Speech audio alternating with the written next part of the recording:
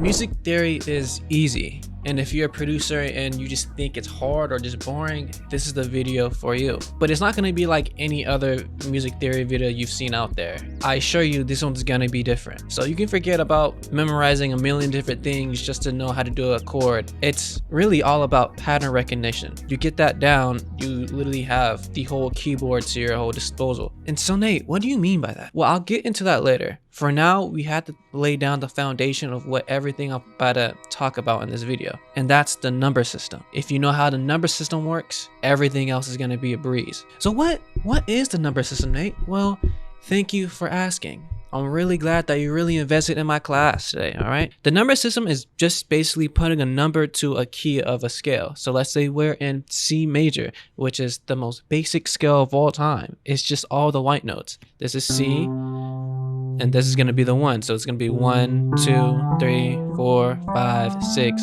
7, and then it just repeats, goes back to the 1.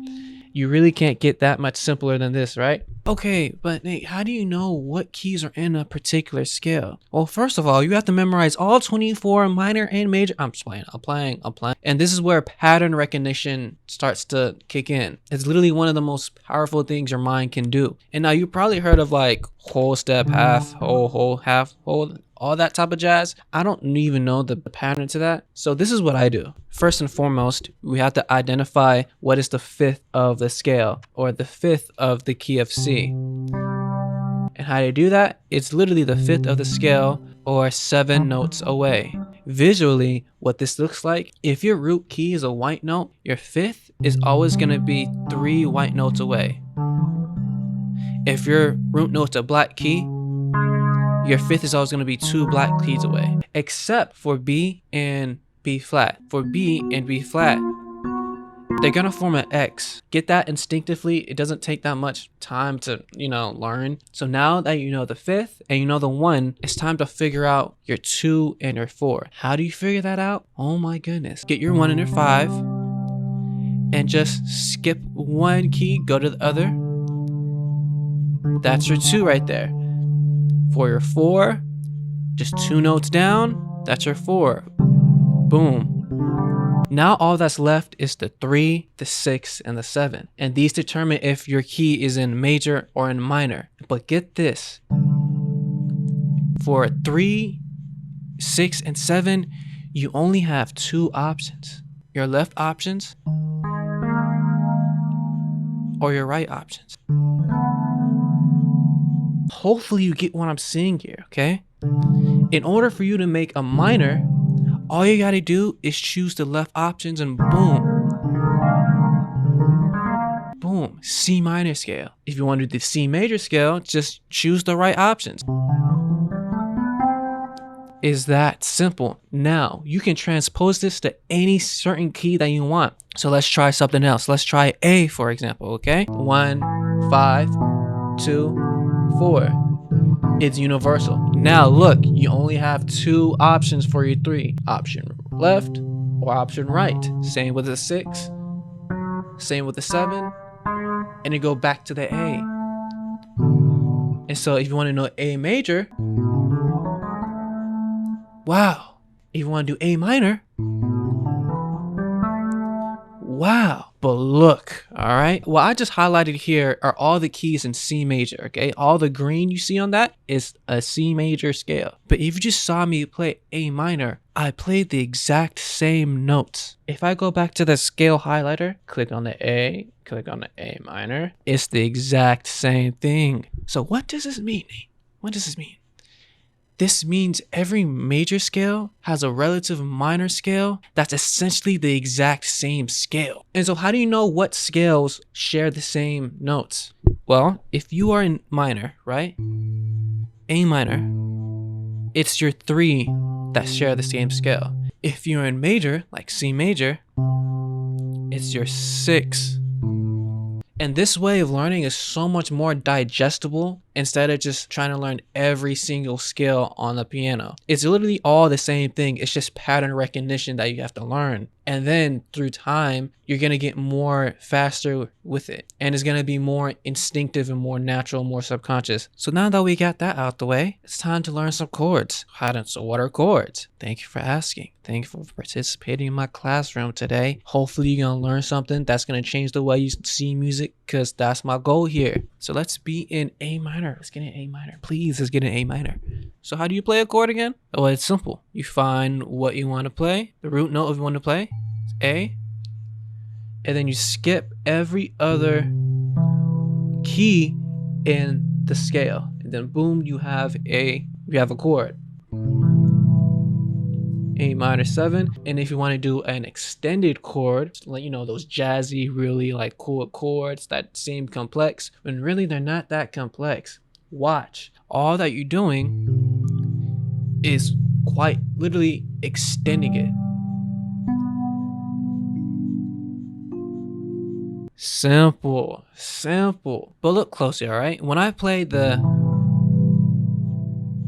A minor 7, and the reason why it's called an A minor 7 is because what we're playing is essentially the 1, the 3, the 5, and the 7.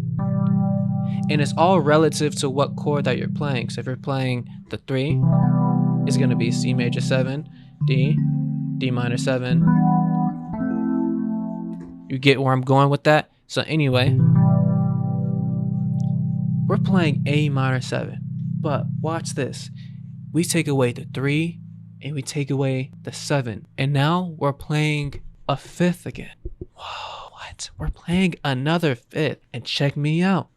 Take these out, go back to the C, the 3 and the 7, and it's another 5th. A chord is just 2 5ths. That's kind of crazy to think about, right? That's kind of wild. And just like how we discovered how to make scales major and minor, is the exact same thing. You use the 3 and your 7, and you go up.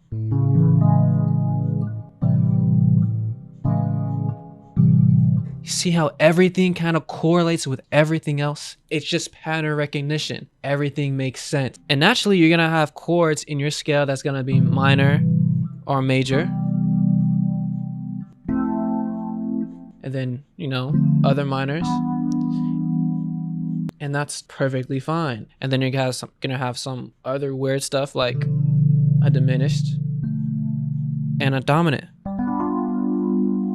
And that's perfectly fine as well. And so now that you know how to play a simple chord, which again is not that complicated. It's not complicated at all, really. Next up are inversions. Now, hold on, inversions? I don't know, man, Nate. I don't know about that. I don't know about inversions. That sounds pretty that sounds pretty crazy. It's not. I'll show you too. An inversion is when you take a note from your chord and then make it higher or lower.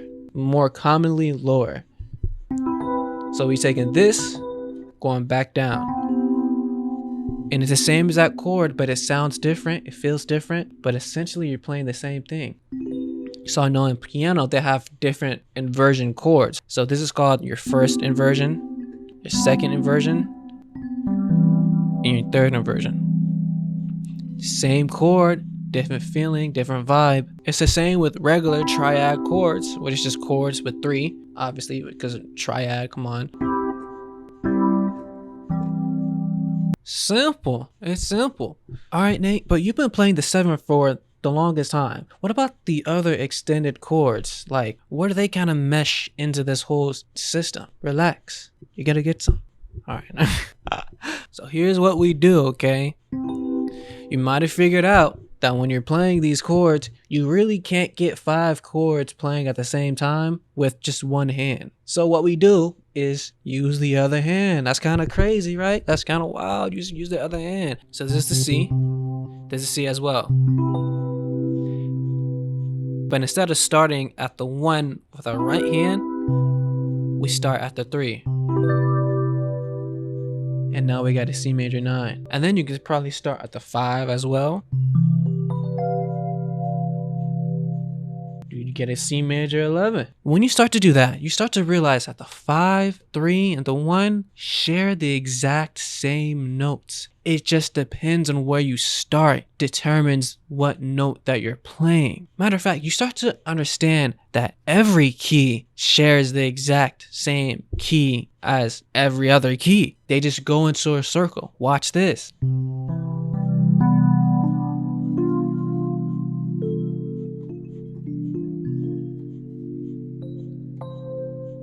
Right back to the C. I'm playing every single key that's in this scale as a chord, and it goes right back to the C. Music works like a circle. But let's go back, okay? Let's go back to that 9. Now, don't just think that we can only play the bass note with our left hand, because we can play the 7, we can play the 5, play the 3, and it's still, you have options.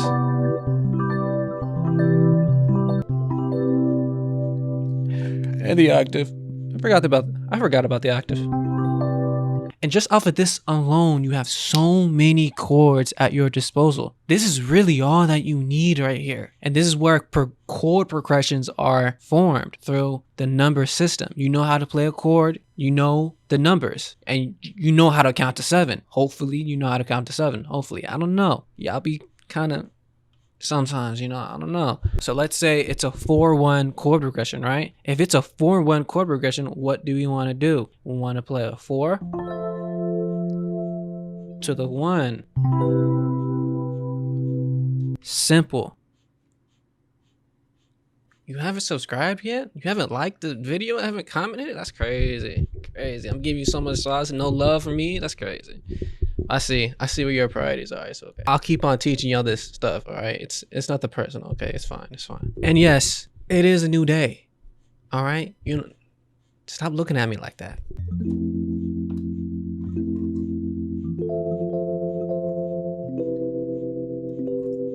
Yeah, so just play with your chords, make some crazy stuff, you know what I'm saying? Just have fun with it. Overall, just have fun. It's easy. You know the controls of the game. Essentially, music theory is just the controls of the game. Now you know it, it's simplified and everything. So just bada bing, bada boom. Use an inversion. And you can use another inversion. Use a 9 chord. Oh my god. Now that's crazy right there.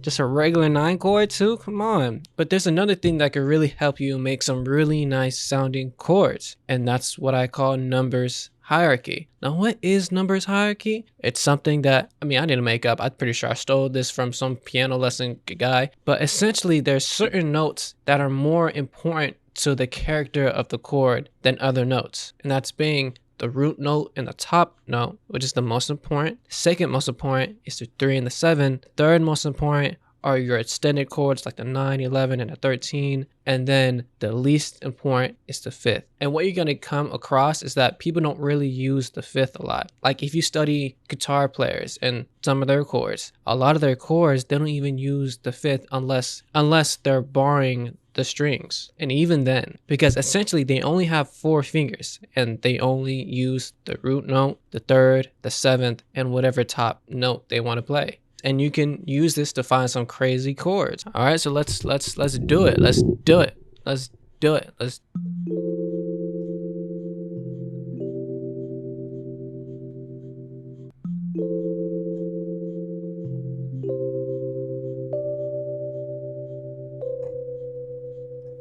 And right there, I messed up at the end. We're gonna use it because it actually sounded good. All right, so don't be afraid to mess up because it can make happy accents and crap. So that's what I love about it actually inputting, playing the actual keys instead of penciling in. Even though penciling in isn't really nothing like you can pencil in stuff. I'm not gonna judge you.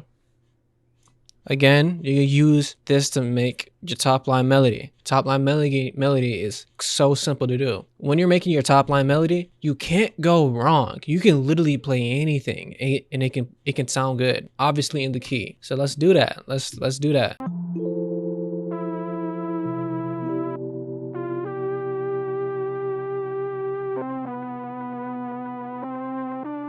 It's that simple. I did everything I told y'all in this video for this. Music is easy. Just tell yourself that it's easy and it's gonna be easy. The only reason why it's hard is because you say it's hard. Now, there is diminished chords and dominant chords, but maybe in another video. I don't know how long this video right here is. Comment below if you want me to go more in depth into it, because that's more like R&B type of stuff, you know what I'm saying? If you're a trap producer or like a hip-hop producer or even just a pop producer, this is all that you need for real. You really don't need anything else. This is more than enough, and you see how simple it is. So let me just finish this beat real quick by just, I don't know, let's just add drums real quick.